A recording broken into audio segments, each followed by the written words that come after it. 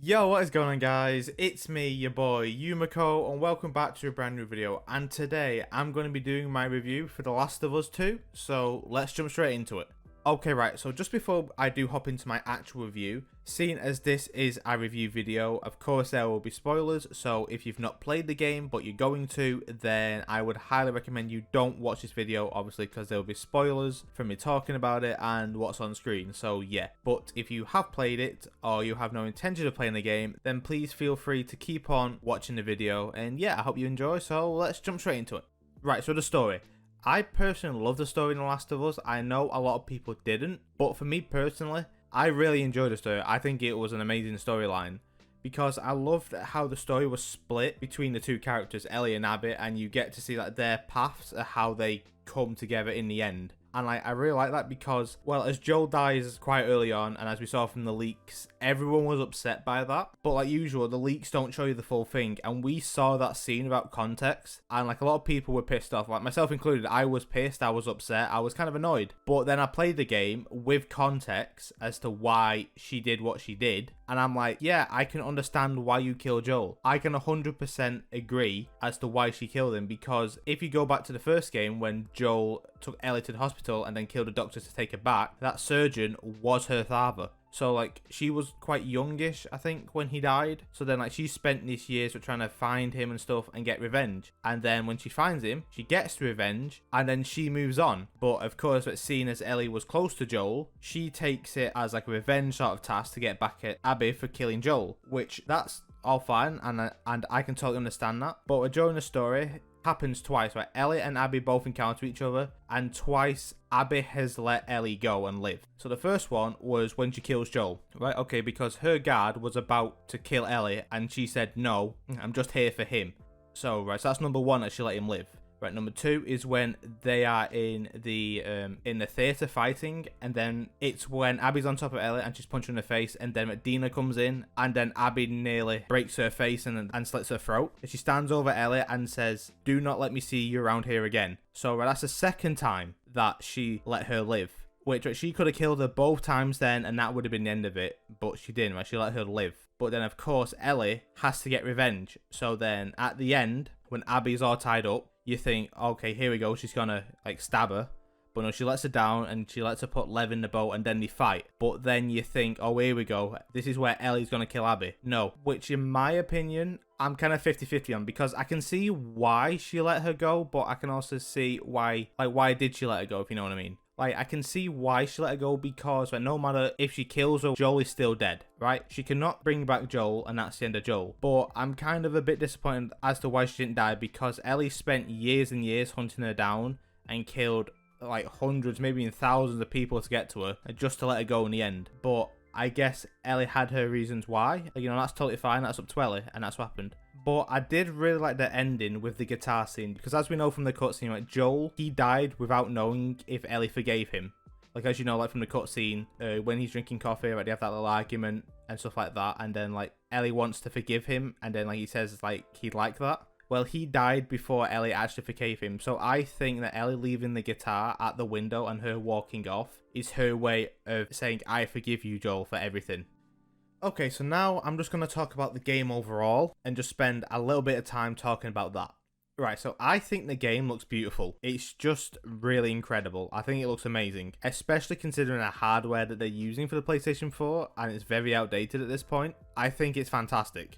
Like, I love when it rains, how it's all misty and foggy, and then when it's sunny, the sun's shining down, and the shadows and everything like that. I just think it's really good. Probably one of my favourite parts about the game is the sound. Well, and not only from like the guns and like the infected, but I really love the sound when it's just you. Say if you're like just looting some buildings, you know, like getting some parts and stuff like that. I love how you hear things, like you hear like the glass smash, you hear the wind, you hear like the floor creak and stuff like that, and it always feels dead eerie to me, and like it always feels like there's someone or something right behind you, so like you've always got to check behind your shoulder in case there's something there, but there never is. I just love that sound part of it, at how even when there's nothing there, it still creeps you out in some ways, and that I just really love. I just think that's a really cool feature. Well, it's not a feature, it's done on purpose obviously, but I just like that they make it sound like creepy and eerie even when you're by yourself and there's nothing around you and you're just, you know, looting. It's great, honestly. I really do love that.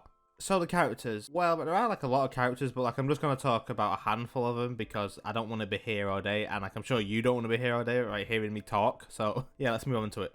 Right, so you've got Ellie, which is Ellie, of course, so we all love Ellie. No, she's a badass, she's awesome. And then you've got Dina, who I like Dina. I love Dina. I think she's great. I think she works well with Ellie, and I just like their sort of humor together. Like whenever they're in scenes and like talking, it's always funny. It's great. Yeah, so there's Jesse. He was cool. I liked him a lot. Yeah, he was there. He was cool. He did some funny jokes now and again. So yeah.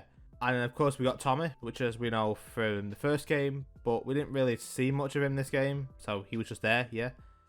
And now moving on to the other side of the characters, you've got Owen. I liked Owen at first, but he came kind of annoying. So I'm kind of glad he died.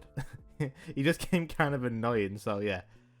And of course you got Abby, who honestly, I actually love Abby. I think that her story was probably one of my favourite parts of the game. I like her a lot because, well, one, she's an absolute unit. Like if you've seen the size of her biceps, like she could literally squash you like a watermelon. Like, you know, that fast, just snap.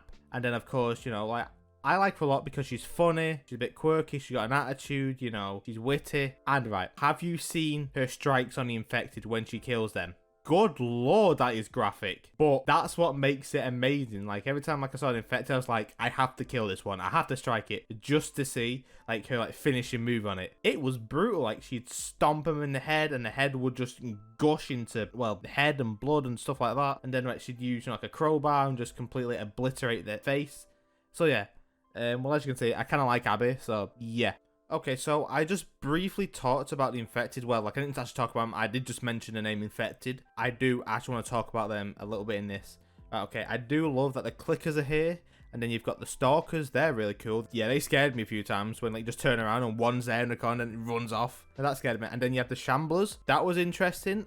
But I swear to God, that Rat King in Ground Zero, oh my God. I have never, oh my God, like I get nightmares about that. It's like a 12-foot like infected zombie that's built up of other infected zombies on it. It's insane. So whoever decided to make that and like do it as a joke, why?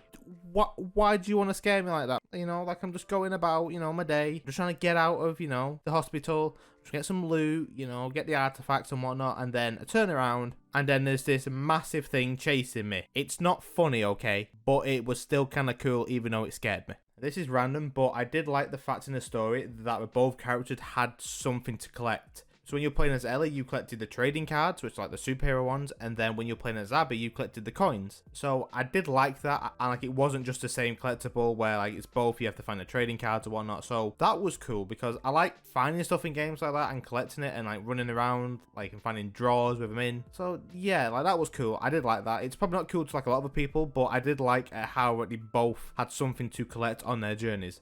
Right, okay, I don't actually have a lot of issues with the story, to be honest with you. I really enjoyed the story quite a bit, but there is one thing that I wished he changed, which it was when Ellie arrived at the aquarium and she encountered Mel and Owen. Right, okay, like, and she kills them, as you know. But then, as soon as that's over, we play as Abby with Mel and Owen alive in her timeline. It seems a bit pointless that we're playing as Abby with Mel and Owen, even though we know both of them are already dead. So I just kind of wish that maybe when Ellie arrived at the stadium and first encountered them, that maybe the screen went black and then it started with Abby's journey. But like, other than that, I didn't really see a lot of complaints with the game. I personally did love the game and I would gladly play it again. Like, I have no issues with that. I guess in a weird way that the game's trying to tell you that everything you do in life has consequences, because Joel killed Abby's dad in the first game, and of course we didn't know that Abby existed then, or like who he was, but then like in the second game we find out who he was and why Abby was so upset with Joel and why she killed him. So yeah, so I guess it's telling you that everything you do in life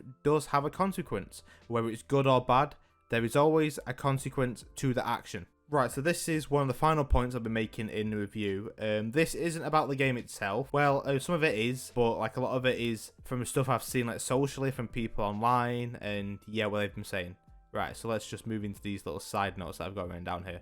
Right, okay, right, so one of the big things I've seen online is that people have been sending death threats to the voice actress of Abby. I forget her name, but I will probably put it on the screen now. Yeah, like people have been sending her death threats on Instagram and Twitter and stuff, which just isn't okay at all, okay? People need to learn to separate the character and the actor from the two different parts, right? Okay, but you can hate the character, but I don't send hate to the actor playing them because they're just doing what they're told to do, okay? They're just given the script and they go, read that, and then they read it. That's how it works. So don't hate them who were just reading it because it's totally unfair to them. And plus, it's just a pixel at the end of the day. They didn't kill that character. They didn't do anything bad in the game. Yeah, it's just their voice. Everyone just calm down. And the second point of this is I see a lot of people are quite pissed that Abby is very muscular, and like I saw like a lot of people saying she was trans, which if she was trans there would be no issue with that at all, obviously. So I don't know why it's such a big deal. Like people are saying that like it's not normal or like it's an apocalypse, how did she get so big? Well, if you ever looked at the stadium, they had lots of animals, so that's easy protein. She does a lot of heavy lifting, a lot of work, so it would be easier for her to maintain that build and body. And plus, her body is actually based off a real person. It's Colleen something. I'll probably put a picture on screen. I believe she's a bodybuilder or CrossFit. I'm not too sure. But yeah, but she's like that in real life. So clearly, you can have that if you are a woman. So everyone just needs to calm down on that and stop like whining about it. Like, Jesus Christ, it's a pixel. Calm down. And the third and final part of these side notes is, of course, what we saw in the trailer, the kiss between Ellie and Dina. I remember being online on Twitter when like this first came out, the trailer for it, and everyone was losing their minds. Like people were happy, of course, because it shows support and representation for the LGBTQ community, which I think is fantastic. And then, of course, you had the usual people are going, will you stop shoving this down our faces, crap, it'll make the kids gay and all that nonsense. First of all, seeing two girls kiss won't make your kid gay. That's not how it works, okay? You don't choose to be gay, you don't see something and go, you know what, I'm gay now, or like I'm straight now because of this. It's who you are as a person, okay? So nothing's going to change that. And second of all, if that's your main concern about the game, is that two women are kissing and not the gore, the violence, and everything else that goes in the game, then maybe relook at everything else. Because clearly, that's not okay that you think that's okay, but the kiss is definitely wrong. So that's all I'm going to say. I have no problem with the kiss. It's who the character is. Like, if you played the first game DLC, yeah, right, you would know that Ellie is gay. But I'm guessing like a lot of people didn't play that, so they just assume that they forced it into the game. No, that is who Ellie is. That is a part of her, and it deserves to be shown off. So yes. And that's pretty much my review. I think I've covered everything I want to cover. I've talked about pretty much everything. So yeah, I would like to know what you all think in the comment section below, whether you agree or disagree with what I said. If you liked the game, if you didn't, then please leave it down below, and maybe we can have a discussion of what we both liked and didn't like about the game. So yeah, and until next time, I will catch y'all later. Goodbye. Oh yeah, and I also got the Platinum Trophy for this game too.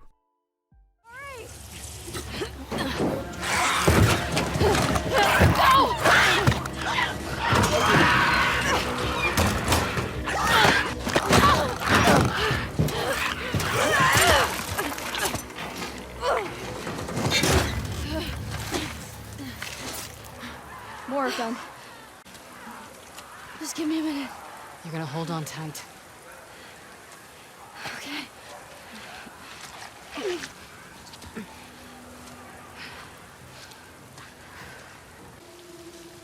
Whoa! In here. Let's get inside before someone sees.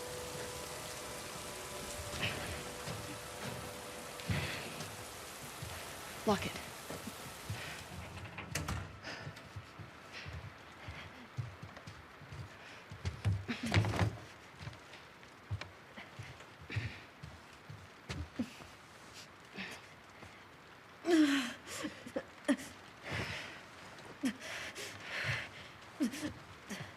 Come help me with this.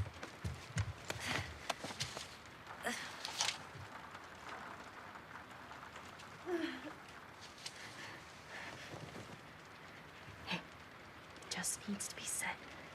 Okay. You know how to do that?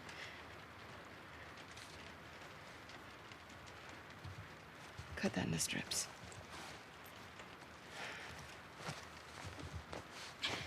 Lean back. Okay. I'm gonna move it, okay? You ready?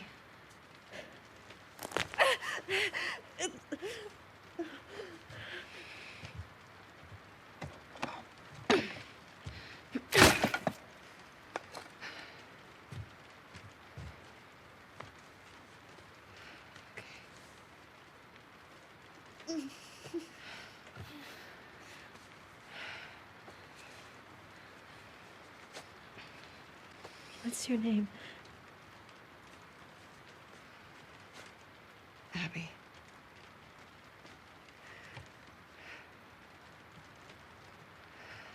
Thanks for cutting me down.